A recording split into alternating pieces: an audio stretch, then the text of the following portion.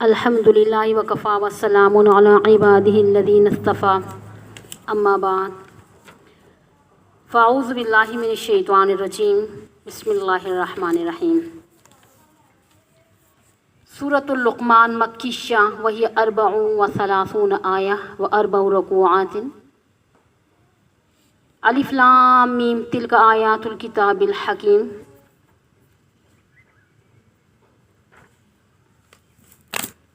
ارشاد باری تعالیٰ ہے، یہ حکمت والی کتاب کی آیتیں ہیں۔ حکیم سے حکمت والی بھی مراد لیا جا سکتا ہے، اور مطلب یہ ہے کہ یہ مضبوط کتاب کی آیتیں ہیں۔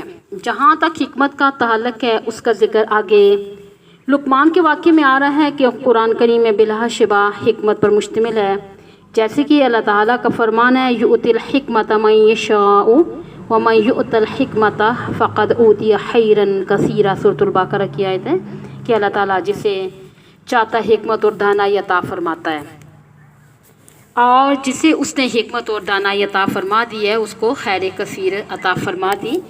حکمت کو خیر کثیر سے تعبیر کیا گیا ہے، جس کا مکمل نصاب قرآن کریم میں موجود ہے۔ اس کے علاوہ پیغمبر کی زبان سے جو شرح بیان ہوتی ہے نا، وہ سنت کہلاتی ہے، اور وہ بھی حکمت میں داخل ہوتی ہے۔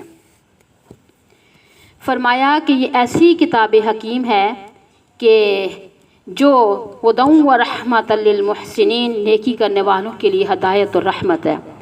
قرآن کریم میں بشینات اور ہدا دو الفاظ آتے ہیں، جیسے فرمایا نا ان الذین یکتمون ما انزلنا من البشینات والہدا، سورۃ البقرہ میں۔ بے شک وہ لوگ جو ہماری نازل کردہ بشینات اور ہدا کو چھپاتے ہیں، محققین فرماتے ہیں کہ بشینات سے مراد وہ واضح باتیں ہیں جو ہر عام و خاص آسانی سے سمجھ سکتا ہے، یعنی ان میں خدا تعالیٰ کی توحید، ذکر، شکر، صبر وغیرہ چیزیں وغیرہ شامل ہیں نا، اور ہدایت میں وہ چیزیں شامل ہیں جو استاد سے سیکھے بغیر سمجھ نہیں آتی۔ اسی لیے امام بخاری رحمہ اللہ تعالیٰ فرماتے ہیں انما العلم بالتعلم، یعنی علم سیکھنے سے آتا ہے۔ کوئی شخص کتابیں پڑھ کر خود بخود عالم نہیں بن سکتا۔ اس قسم کی باریک باتوں کو ہدایت سے تعبیر کیا گیا ہے۔ تو فرمایا کہ قرآن کریم ایک تو ہدایت ہے اور دوسری چیز رحمت ہے۔ جب کوئی شخص اللہ کی طرف نازل شدہ ہدایت پہ چلے تو اللہ کی رحمت اس کی طرف متوجہ ہو جاتی ہے۔ اسی لیے فرمایا ان رحمت اللہ قریب من المحسنین، سورۃ الاعراف میں، کہ بے شک اللہ کی رحمت نیکی کرنے والوں کے قریب تر ہو جاتی ہے۔ ایمان اور عمل صالح کا نتیجہ رحمت کی صورت میں نکلتا ہے۔ جس شخص کا عقیدہ درست ہوگا، ایمان صحیح ہوگا، توحید پر استقامت ہوگی، اعمال و اخلاق ٹھیک ہوں گے، تو وہی شخص نیکی والا ہوگا اور اللہ کی رحمت اس کے قریب ہوگی۔ بہرحال رحمت کی بنیاد کیا ہے؟ ہدایت ہے۔ کیا ہے جی؟ جو سب کے لیے ہے، مگر اس سے فائدہ نیکی والے ہی اٹھاتے ہیں۔ اسی لیے سورۃ البقرہ کی ابتدا میں قرآن کو ھدی للمتقین فرمایا، یعنی یہ ہدایت متقیوں کے لیے مفید ہوتی ہے۔ تو اگلی آیت میں اللہ تعالیٰ نے محسنین یعنی نیکی کرنے والوں کے بعض اوصاف بیان کیے ہیں، جن میں سے پہلا وصف یہ ہے کہ الذین یقیمون الصلاۃ، کہ وہ نماز کو قائم رکھتے ہیں۔ نماز تعلق باللہ کی درستگی کا اعلیٰ ترین ذریعہ ہے۔ یہ اعمال مقربہ میں سے پہلے نمبر پر ہے، اور یہ جامع عبادات ہے کیونکہ اس میں قولی، فعلی اور قلبی ساری عبادات شامل ہیں۔ اور نماز کے دوران انسان کی زبان پر اللہ تعالیٰ کی حمد و ثنا اور مناجات ہوتی ہیں، یعنی آدمی کی اعضاء و جوارح اطاعت الہی میں ہمتاً مصروف ہوتے ہیں، اور قلب میں خشوع و خضوع ہوتا ہے، اس لیے اس کو اللہ کا قرب دلانے والی اولین عبادت قرار دیا گیا۔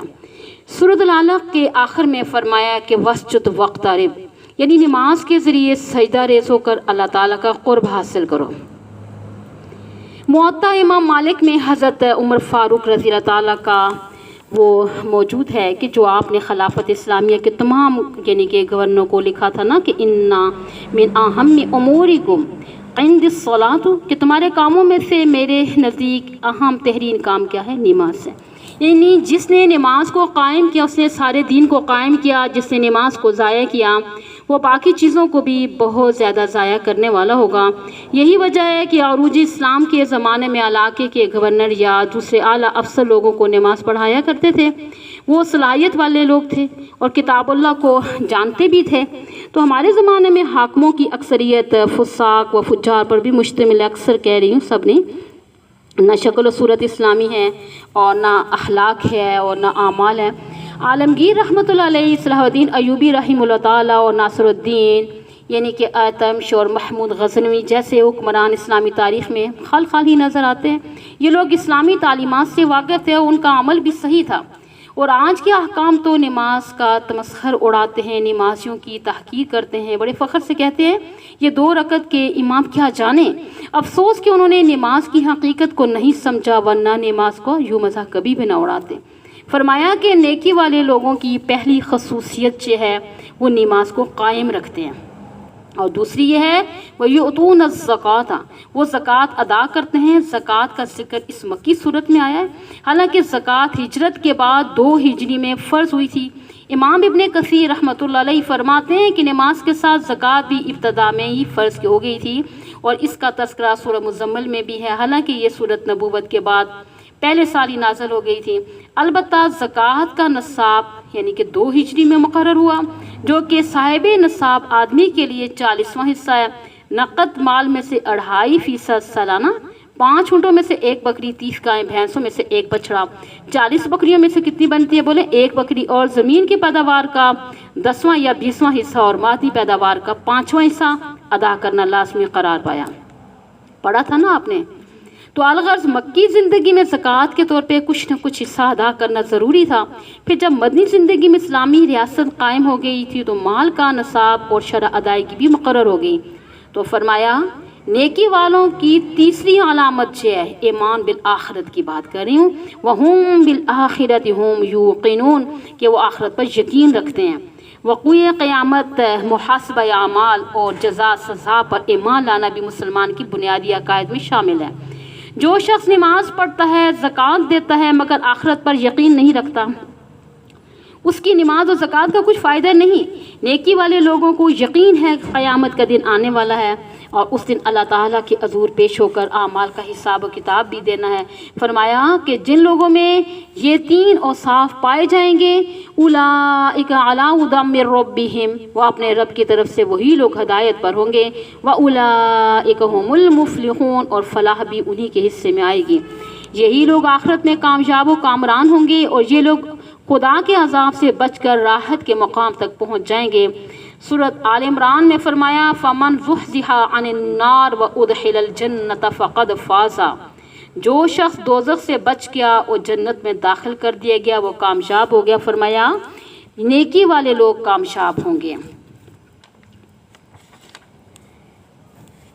وَمِنَ النَّاسِ مَن يَشْتَرِي لَهْوَ الْحَدِيثِ، یہ لوگوں میں سے وہ لوگ بھی بعض ہیں جو خریدتے ہیں کھیل کی باتوں کو. اب یہاں پہ دیکھیں وَمِنَ النَّاسِ، لوگوں میں سے، مَن يَشْتَرِي لَهْوَ الْحَدِيثِ، لہو الحدیث کون سی؟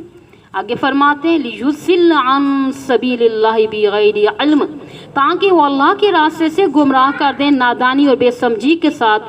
وَيَتَّخِذَهَا هُزُوًا، اور بناتے ہیں ان چیزوں کو ہنسی مذاق کا ذریعہ. اولئک لہم عذاب مہین، ایسے لوگوں کے لیے اللہ تعالیٰ کے ہاں ذلت ناک عذاب ہوگا.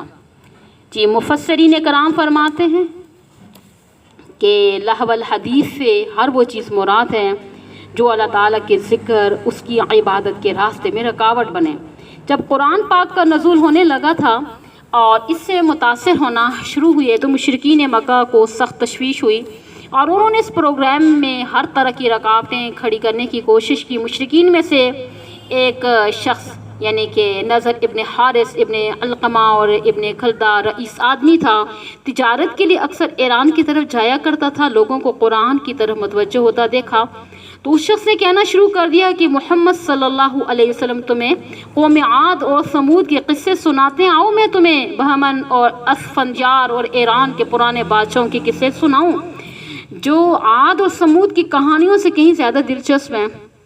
پھر کہتا محمد صلی اللہ علیہ وسلم تمہیں نماز جیسا مشکل کام بتاتے ہیں کہ جس کا کوئی فائدہ مرتب نہیں ہوتا، آؤ کہ میں تمہیں خوش طبعی والی چیزیں بتلاؤں.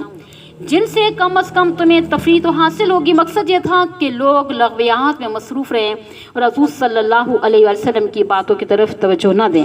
تو بہرحال بعض کمزور ذہن کے لوگ اس شخص کی باتوں میں آ کر اسلام کی دعوت سے منہ پھیر لیتے۔ اس لیے مفسرین کرام فرماتے ہیں ہر وہ چیز جو دین اسلام سے ہٹانے والی، احکام شرعیہ سے باز رکھنے والی یا کسی گناہ کا سبب بنتی ہو، لہو الحدیث میں شامل ہے۔ جو چیز فرائض سے روکتی ہوں وہ ناجائز اور حرام ہے، اور بعض چیزیں مکروہ تحریمی کے درجے میں آتی ہیں۔ اسی لیے حدیث شریف میں آتا ہے کہ شکار میں اس قدر انہماک نہیں رکھنا چاہیے کہ اس کے پیچھے دوڑتے ہوئے نمازی ضائع ہو جائے، ایسی صورت میں شکار حرام کے درجے میں آ جائے گا۔ البتہ بعض کھیل جائز بھی ہیں جن میں سے کوئی دینی یا دنیاوی مقصد حاصل ہو یا تفریح طبع میں حاصل ہوتی ہے، اگرچہ ایسی چیزوں کو پسند نہیں کیا گیا مگر ان سے منع بھی تو نہیں کیا گیا، لہذا یہ مباح کے درجے میں آتی ہیں۔ حدیث میں آتا ہے نا کہ ہر کھیل کی چیز باطل ہے سوائے 3 چیزوں کے، یعنی گھوڑ دوڑ، تیر اندازی اور بیوی کے ساتھ دل لگی۔ مفسرین کرام فرماتے ہیں کہ مسابقت یعنی دوڑ میں مقابلہ کرنا بھی مباح ہے۔ یہ دوڑ خواہ پیدل ہو، گھوڑے، سائیکل یا گاڑی وغیرہ پر ہو، مگر ایسی دوڑ شرط سے خالی ہونی چاہیے۔ اگر ساتھ شرط بھی ہوگی تو پھر یہ جوئے میں شمار ہو کر حرام ہو جائے گی۔ اس قسم کے کھیل تفریح کے لیے ہوں یا صحت کے لیے، قیام کے لیے یا یک طرفہ انعام کی خاطر ہوں تو بھی پھر کیا ہوتا ہے، جائز ہے۔ اس میں کون سی آتی ہیں؟ ہاکی ہے، فٹ بال ہے، تیر اندازی، نشانہ بازی، کشتی اور تیراکی وغیرہ بھی شامل کیے جا سکتے ہیں۔ آلات ضرب و حرب کے استعمال میں مہارت پیدا کرنا بھی مباحات میں شامل ہے۔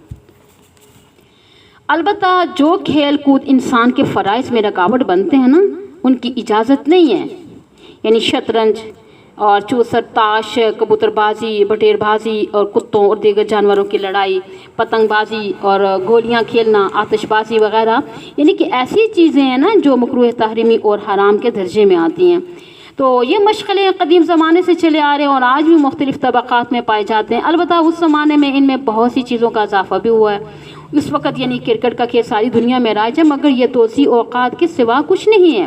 فلم بینی جنون کی حد تک ہوتی ہے اور لوگوں کے سروں پر سوار ہوتی ہے۔ فلم وغیرہ ہو گیا، پہلے سیما گھروں میں جا کر دل بہلایا جاتا تھا، تو اب ہر گھر میں سیما گھر بن چکا ہے، موبائل ہے ہر گھر میں، اور ٹی وی وغیرہ، ریڈیو، سب سے بڑی چیز تو موبائل ہے نا۔ اس میں 16 گھنٹے یا جتنے بھی گھنٹے کریں لوگوں کے خرافات میں مصروف رکھتے ہیں۔ VCR کا کوئی بھی تحدید نہیں چاہیے، 24 گھنٹے اس کے سامنے رہو، یعنی کہ ہر قسم کا گمراہ چیزیں ان میں پائی جاتی ہیں، جس میں توسیع اوقات کے علاوہ توسیع مال بھی ہوتا ہے، یعنی کہ ایسی چیزوں میں پھنس کر نہ دنیاوی نقصان کی فکر ہوتی ہے اور نہ اخروی نقصان کا ڈر۔ تو فضول قسم کے ڈرامے، ساری رات کلبوں میں توسیع اوقات، آرٹ گیلریوں میں فنون لطیفہ کی پیشکش، تصاویر وغیرہ کی نمائش، ہنسی مذاق کی مجلسیں، یہ سب چیزیں ہمارے تمدن کا حصہ بن چکی ہیں، مگر بالکل جائز نہیں ہے۔ اسلام ان کی ہرگز اجازت نہیں دیتا۔ اب تو ناچ گانا بھی فنون لطیفہ میں داخل ہو چکا ہے، یعنی کہ جیسے کلچر کا حصہ سمجھا جاتا ہے، مختلف ممالک میں ثقافتی وفود کا تبادلہ کرتے ہیں، اسی طرح ایک ملک کی اور یعنی فحاشی دوسرے ملک میں پہنچ جاتی ہے۔ ناچ گانا یہودیوں، عیسائیوں، ہندوؤں اور دہریوں کی تہذیب ہے جو مسلمانوں میں بھی عود کر آئی ہے۔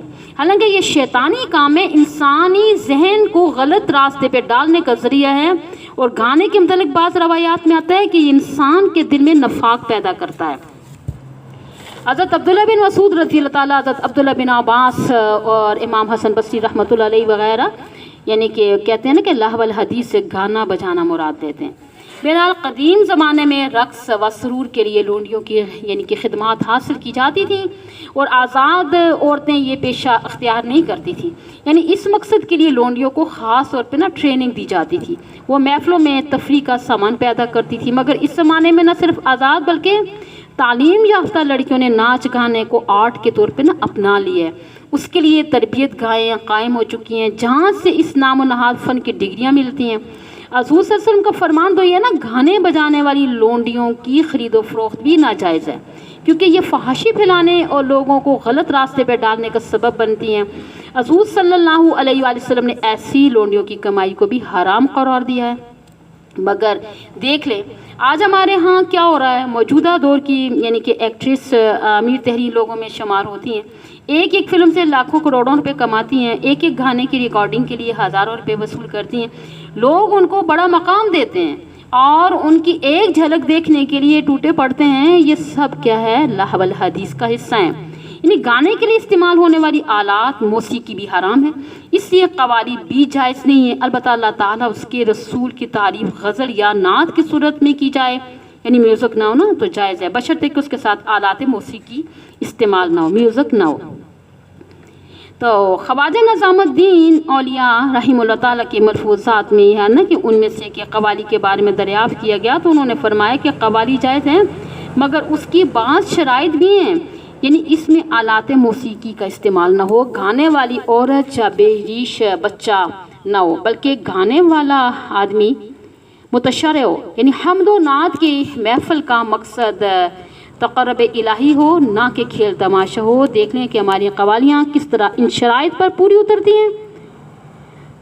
تو چودھری افضل حق مرحوم نے کہا تھا نا کہ کتنے افسوس کا مقام ہے کہ ساری رات قوالی ہوتی رہتی ہے، جب فجر کی نماز کا وقت ہوتا ہے تو سنانے والے سو جاتے ہیں، اللہ ماشاء اللہ ایسی محفل سے کیا فائدہ ہوگا کہ جس کی وجہ سے نمازی ضائع ہوگی۔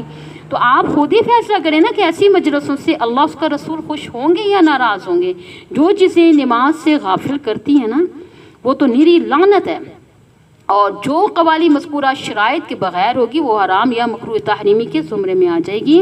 تو فرمایا لغویات نے منہمک لوگوں کی حالت یہ ہے کہ وَإِذَا تُتْلَىٰ عَلَيْهِ آیاتُنَا وَاللَّهُ مُسْتَكْبِرًا، جب ہماری آیتیں ان کے سامنے پڑھی جاتی ہیں تو وہ پشت پھیر کر تکبر کرتے ہوئے چلے جاتے ہیں، اللہ کے کلام کی کچھ پرواہ نہیں کرتے، کَأَن يَسْمَعَهَا، گویا انہوں نے اس کو سنا ہی نہیں، کَأَنَّ فِي اذنیہ وقرا، گویا کہ ان کے کانوں میں ڈانٹ لگے ہوئے ہیں۔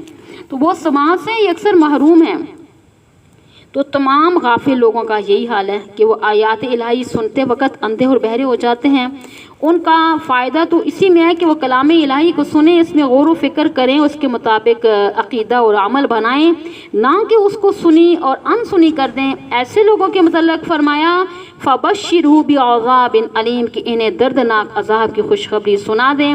یہاں پر خوشخبری کا لفظ تحکم کے طور پر استعمال کیا گیا، مطلب یہ ہے کہ ان کو مطلع کر دیں کہ اللہ تعالیٰ نے ان کے لیے دردناک عذاب تیار کر رکھا ہے جس میں انہیں ہمیشہ ہمیشہ رہنا ہوگا اور ان کی رہائی کی کوئی صورت نہیں ہوگی۔ ارشاد ہوتا ہے ان الذین آمنوا، بے شک وہ لوگ جو ایمان لائے، کفر شرک ایمان، یعنی کہ ایمان تو لائے، مطلب کس سے؟ شرک سے بھی توبہ کی، نفاق ہو گیا، بدعت وغیرہ کی طرح ایمان بھی قرآن پاک کی ایک اصطلاح ہے، یعنی ان میں سے ہر اصطلاح کا ایک خاص معنی ہے جس کو ماننا ضروری ہے۔ ایمان کی تعریف قرآن پاک کی مختلف آیات میں کی گئی ہے، ان کے علاوہ حضور صلی اللہ علیہ وسلم کی ایک بڑی واضح حدیث میں بھی ہے نا، جس سے ایمان کا مفہوم مکمل کھل کر سامنے آ جاتا ہے، کہ حدیث جبرائیل میں ہے کہ انہوں نے حضور صلی اللہ علیہ وسلم سے دریافت کیا فَأَخْبِرْنِي عَنِ الْإِيمَانِ، کہ مجھے بتائیے کہ ایمان کیا چیز ہے۔ تو آپ صلی اللہ علیہ وسلم نے فرمایا ان تؤمن باللہ وملائکتہ وکتبہ ورسلہ والیوم الآخر وتؤمن بالقدر خیرہ وشرہ من اللہ تعالی والبعث بعد الموت۔ ایمان اس چیز کا نام ہے کہ تم اپنے اختیار اور اپنے ارادے سے اس بات کی تصدیق کرو کہ اللہ تعالیٰ وحدہ لا شریک ہے، وہ واجب الوجود خالق کل مدبر معبود برحق ہے، یعنی کہ غرض ہے کہ اس کی ذات تمام صفات پر ایمان لانا ضروری ہے۔ اگر کسی چیز کے بارے میں دل میں خلل پیدا ہو تو ایمان ضائع ہو جائے گا۔ بعض اوقات ایمان کا معنی یقین بھی کر دیا جاتا ہے، مگر یہ درست نہیں ہے، کیونکہ یقین تو کبھی اضطراری حالت میں بھی ہو جاتا ہے۔ مثلا کوئی حادثہ پیش آ گیا نا تو کسی چیز کا یقین آ گیا، تو یہ مستقل یقین نہیں ہوتا، حقیقت میں ایمان تصدیق کا نام ہے۔ اپنے دل سے اپنے اختیار اور ارادے سے تصدیق کرے اور اللہ تعالیٰ واقعی وحدہ لا شریک ہے۔ بے شک ایمان کا ایک جز تو اللہ تعالیٰ کی وحدانیت کی تصدیق ہو گیا، اور دوسرا یہ کہ انسان فرشتوں پر بھی یقین رکھے، وہ اللہ تعالیٰ کی مقدس اور نورانی مخلوق ہیں جسے اللہ تعالیٰ نے بنی نوع انسان کی مصلحت کے لیے انسانوں کی پیدائش سے اربوں خربوں سال پہلے تخلیق کیا۔ فرشتے بل عباد مکرمون سورۃ الانبیاء کی آیت ہے، یعنی وہ خدا کے معزز بندے ہیں، ہر وقت عبادت میں مصروف رہتے ہیں۔ وَهُمْ بِأَمْرِهِ يَعْمَلُونَ سورۃ الانبیاء کی آیت ہے، یعنی 27، وہ اللہ تعالیٰ کے ہر حکم کی تعمیل کرتے رہتے ہیں۔ فرشتے ہماری طرح جسم اور اس میں روح رکھتے ہیں۔ اس سے علامہ مشرقی والا ایمان مراد نہیں جو کہتے ہیں نا فرشتے کوئی مخلوق نہیں ہے، بلکہ انسان کی ایک اچھی قوت کا نام ہے۔ امام شاہ ولی اللہ محدث دہلوی رحمۃ اللہ علیہ نے بھی نا اپنی کتاب حجت اللہ بالغہ میں فرمایا تھا، اس کی وضاحت کی تھی کہ فرشتے وجود رکھتے ہیں اور ان کے جسم بھی اور روح بھی ہے، البتہ ان کے اجسام یعنی کہ بہت لطیف ہیں۔ ملأ الاعلیٰ سے لے کر ملأ السافل تک فرشتوں کے 7 طبقات ہیں، اور ان میں سے ہر ایک طبقے کا مادہ تخلیق الگ الگ ہے۔ فرشتوں کے علاوہ اللہ کی مخلوق جنات بھی وجود رکھتے ہیں، یہ ایمان ہے نا۔ اور البتہ شر پسند شیاطین کی روحیں گندی ہوتی ہیں جو کیا پھیلاتی ہیں؟ شر پھیلاتی ہیں۔ غرض ہے کہ فرشتے، جنات اور شیاطین سب جسم اور روح رکھتے ہیں اور اس مادی جہاں میں ہمیں نظر ہی نہیں آتے۔ جب یہ جہاں تبدیل ہو جائے گا، اگلا جہاں آئے گا تو سب کچھ نظر آئے گا۔ ایمان کا ایک جز اللہ کی تمام کتابوں پر بالاجمال اور قرآن کریم پر بالتفصیل یقین رکھنا، قرآن پاک کی ہر بات کو برحق سمجھنا، اس پر عمل کرنا ضروری ہے۔ اسی طرح اللہ تعالیٰ کے بھیجے ہوئے تمام انبیاء پر یقین رکھنا بھی جزء ایمان ہے۔ اللہ نے بنی نوع انسان کی ہدایت کے لیے اپنے ان انبیاء کو مبعوث فرمایا اور ان کو شریعتیں، کتابیں، صحیفے عطا کیے۔ ہم دل سے سب انبیاء کی تصدیق کرتے ہیں، کسی ایک نبی کا انکار کرنے والا بھی کافر ہو جائے گا۔ اس کے بعد اللہ تعالیٰ کی تقدیر پر ایمان لانا بھی ضروری ہے۔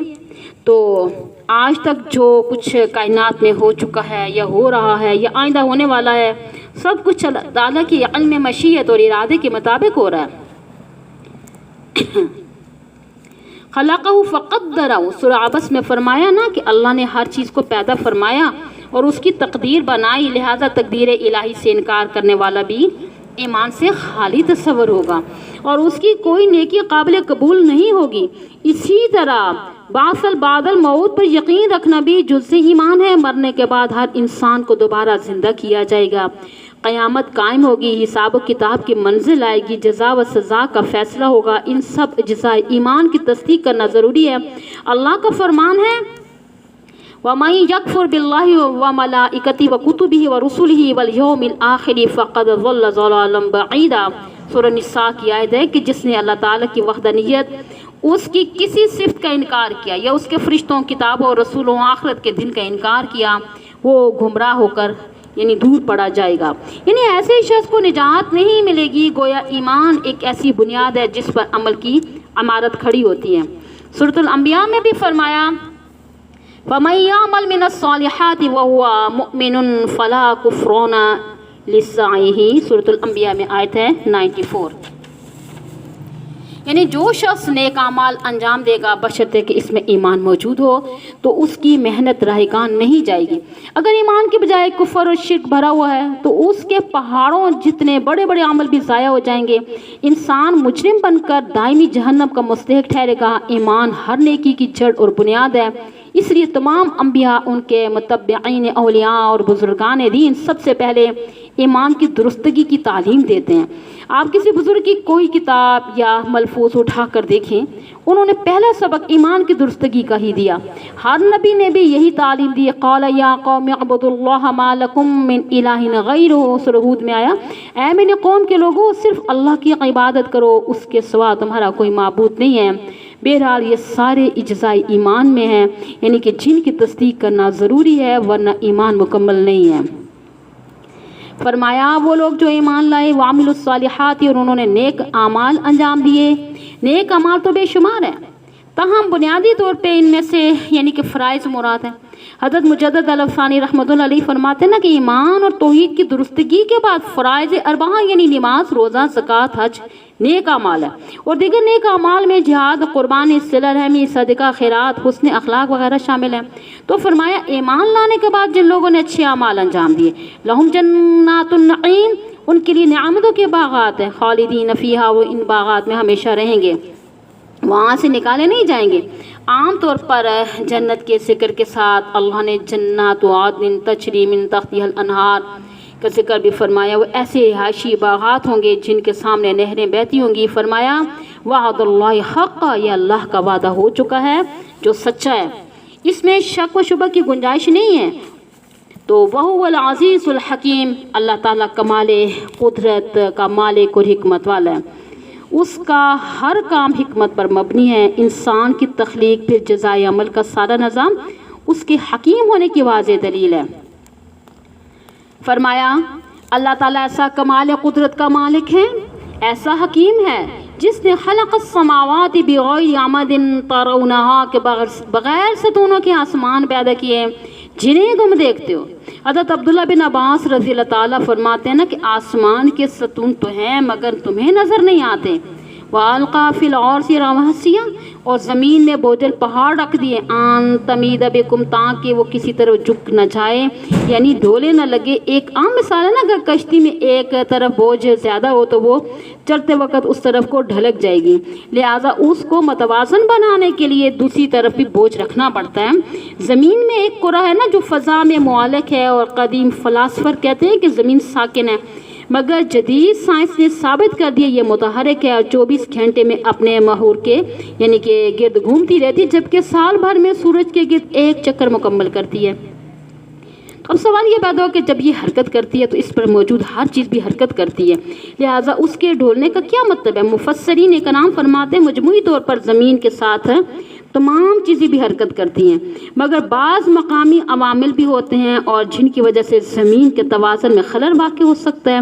مثال کے طور پہ زمین کے بعض خطہ میدانی اور ہموار ہے، اور بعض جو سطح مرتفع اور بعض جگہ پہ گہرے یعنی کھنڈ ہیں، یعنی اس نشیب و فراز کی وجہ سے زمین کے توازن میں خرابی پیدا ہو کر وہ ڈھول سکتی ہے یا ایک طرف کو جھک سکتی تھی، مگر اللہ تعالیٰ نے اس توازن کو برقرار رکھنے کے لیے مناسب خطوں میں بڑے بڑے پہاڑ رکھ دیے، اور جن کی وجہ سے یعنی کہ اس کی رفتار متوازن ہو گئی ہے، یعنی یہ کسی ایک طرف کو ڈھلک نہیں جاتی ہے۔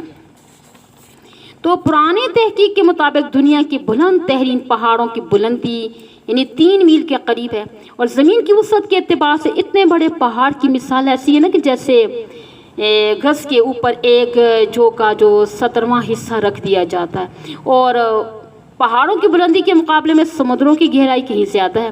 کرۂ ارض کے ارد گرد یعنی کہ 14 کروڑ مربع میل پر سمندر پھیلے ہوئے ہیں۔ انسان اور جانوروں کی رہائش کے لیے خشکی کا حصہ صرف 1/4 کے قریب ہے، لہٰذا پورے کرۂ ارض میں توازن برقرار رکھنے کے لیے اللہ تعالیٰ نے بوجھل پہاڑوں کو تخلیق فرمایا ہے۔ سبحان اللہ۔ امام شاہ ولی اللہ محدث دہلوی رحمۃ اللہ علیہ ان تمید بکم کا مطلب یہ لیتے ہیں نا کہ اللہ تعالیٰ نے زمین میں جگہ جگہ پہاڑ نصب کر کے میدانی لوگوں کو اضطراب سے محفوظ کر دیا، اور پہاڑوں میں بے شمار پتھر، درخت، جڑی بوٹیاں اور طرح طرح کی معدنیات ہوتی ہیں، اور جن سے لوگ فائدہ اٹھاتے ہیں۔ اگر پہاڑ نہ ہوتے تو میدانی علاقوں کے رہنے والے لوگ بہت سی چیزوں سے محروم رہ جاتے اور ان کے لیے وجہ اضطراب بنتی۔ تو شاہ صاحب فرماتے ہیں زمین کے ڈولنے کا مطلب یہ ہے کہ پہاڑوں کے بغیر زمین کے رہنے والے یعنی کہ مضطرب ہو جاتے۔ اللہ نے پہاڑوں کو پیدا کر کے زمین کی اضطراب کو نہیں بلکہ لوگوں کی اضطراب کو دور کر دیا۔ آگے ارشاد ہوتا ہے وَبَثَّ فِيهَا مِن كُلِّ دَابَّةٍ اور اللہ نے زمین میں ہر قسم کے جانور پھیلا دیے۔ مویشیوں کو تو اللہ تعالیٰ نے خاص طور پر انسانوں کی خدمت کے لیے پیدا کیا، اور ان کے علاوہ بھی اللہ نے بہت سے جانوروں کیڑے مکوڑے پیدا کیے اور جو انسانوں کی خدمت پر معمور ہیں، یہ بھی اللہ تعالیٰ کا احسان ہے۔ پھر فرمایا وَأَنزَلْنَا مِنَ السَّمَاءِ مَاءً اور ہم نے آسمان کی طرف سے پانی نازل کیا، یہ بھی انسانوں جانوروں کی حیات کے لیے ضروری ہے۔ پانی نہ صرف جانداروں کی پینے کی چیز ہے بلکہ بلا واسطہ ان کی خوراک کا انحصار بھی پانی ہی پر ہے۔ فرمایا اسی پانی کے ذریعے فَأَنبَتْنَا فِيهَا مِن كُلِّ زَوْجٍ کریم کہ ہم نے زمین میں عمدہ جوڑے پیدا کیے۔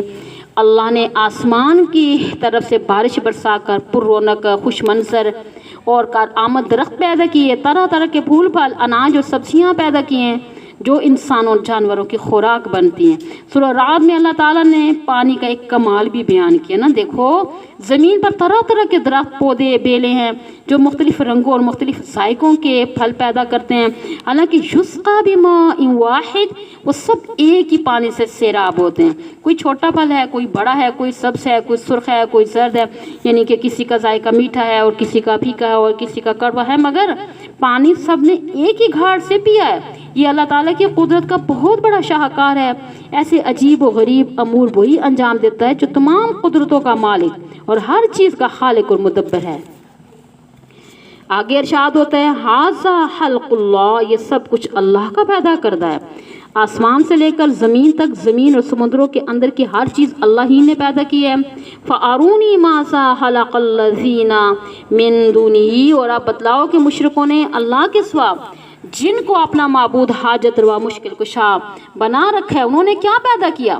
جب کسی دوسرے نے پیدا ہی نہیں کیا تو پھر وہ معبودیت کا کیا حق رکھتا ہے؟ یہ ایسی دلیل ہے کہ جسے عالم اور جاہل یکساں طور پہ سمجھ سکتا ہے۔ مفسر حقانی رحمۃ اللہ علیہ نے ایک واقعہ نقل کیا ہے۔ کسی راستے پر ایک عیسائی پادری لوگوں کو اپنی طرف متوجہ کر کے کہہ رہا تھا، یسوع مسیح خدا ہے، خدا کا بیٹا ہے، وہ خدا کا پیارا ہے اور بااختیار ہے۔ اتنے میں ایک ان پڑھ دیہاتی آدمی ادھر سے گزرا اور کہنے لگا، پادری صاحب تو مسیح علیہ السلام کو خدا کا یعنی کیا بنا رہے ہو؟ بیٹا بنا رہے ہو؟ کیا کہہ رہے ہو؟ بھلا یہ تو بتلاؤ کہ کائنات کی تمام چیزوں کا خالق کون ہے؟ پادری کہنے لگا، ہر چیز کا خالق اللہ ہے۔ پھر دیہاتی کہنے لگا، اگر ہر چیز کا خالق یعنی ہر چیز اللہ کی پیدا کرتا ہے تو بتلاؤ کہ عیسیٰ علیہ السلام نے بھی تو کچھ پیدا کیا ہے۔ تو پادری لاجواب ہو گیا، جو کوئی چیز پیدا کرنے پر قادر نہیں ہے وہ خدا یا خدا کا بیٹا کیسے ہوگا؟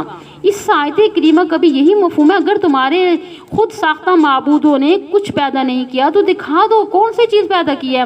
اگر کوئی چیز پیدا نہیں کی تو پھر وہ حاجت روا، مشکل کشا اور دستگیر کیسے ہو سکتے ہیں؟ پھر ان کو مصیبت کے وقت کیوں پکارتے ہو؟ ان کے سامنے نظر و نیازیں کیوں پیش کرتے ہو؟ وہ تو خود لاچار ہے اور درماندہ ہیں، وہ ہر چیز اللہ تعالیٰ سے طلب کرتے ہیں، بھلا تم ان سے کیا کیا توقع رکھتے ہو؟ فرمایا اللہ تعالیٰ نے حقیقت یہ ہے، بل الظالمون فی ضلال مبین، کہ ظالم یعنی مشرک لوگ کھلی گمراہی میں مبتلا ہیں۔ اور یہ اتنی واضح دلیل ہے نا، جو شخص خود محتاج ہے وہ دوسروں کو کیا دے سکتا ہے اور معبود کیسے بن سکتا ہے؟